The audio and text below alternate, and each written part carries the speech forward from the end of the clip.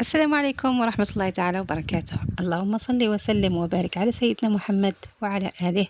اليوم نبدأ إن شاء الله نعمل معكم وصفة سهلة بسيطة، مكونات بسيطة ونتيجة رائعة. تجيه شيشة وبنينة رائعة، نتمنى تجربوها. تبعوا فقط المقادير وطريقة التحضير.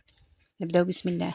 بالنسبة للمقادير عندنا 250 غرام مارغرين، ونصف كاس، اللي يحب الحلاوة يعمل كأس إلا ربع سكر ناعم، كأس فول سوداني، حبتين بيض كاملين، فانيلا، ملعقة صغيرة فانيلا، و2 صفار بيض. نخلطهم بالخلاط الكهربائي ولا باليد، نمزجوهم مليح باش تتداخل الأذواق فيما بينها، يعني تمتزج مليح. قرصة ملح ما نسوهاش، ونخلط الخليط. والطريقة كما تشوفوا سهلة بسيطة جدا، يعني نخلطوا فقط المقادير، نسرحوها في صينية توضع في، يعني ما تشدلناش في الطياب، يعني مدة قصيرة توجدوها. نعملوا ثم يعني نجمع الخليط بالفارينة وكيس خميرة كيميائية بوزن 10 غرام، ونجمع الخليط بالفارينة حتى نتحصل على عجينة تكون طرية.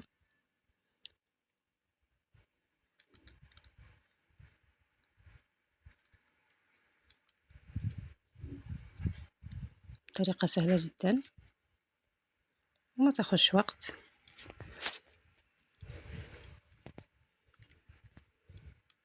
هذا قوام يعني العجينة اللي لازم نتحصلوا عليها. لاحظوا تكون طرية.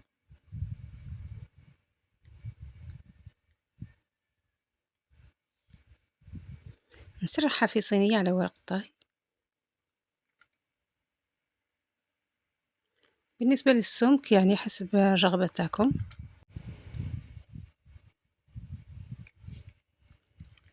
إذا نسرحوا العجينة سواء على كيس بلاستيكي ونقلبوها في صينية، أو نسرحوها على ورق الطهي، يعني صينية نسرحوا فيها ورق الطهي ونسرح عليه الحلوى تاعنا. ولا ممكن نرشوا الفارينة، يعني ندهنوها ورشة خفيفة تاع فارينة، ونسرحها في كيس بلاستيكي أو مباشرة على الصينية بالسمك اللي حبيناه على حسب الصينية تاعنا. كي نكملو نسرحوها، يعني نسوي السطح، ثم ندهنها ببيض البيض ونرشها بالفول السوداني يكون مرحي خشين.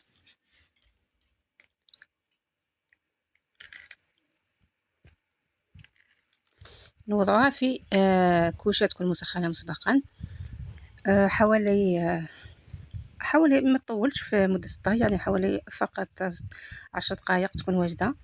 لما نخرجوها وهي سخونة نعمل لها خطوط بالعسل، يعني أو على حسب يعني الحلاوة اللي تحبوها نتوما، ممكن تضيفوا شوية زيادة. أنا عملت خطوط فقط، ما نحبش بزاف نسبة السكر.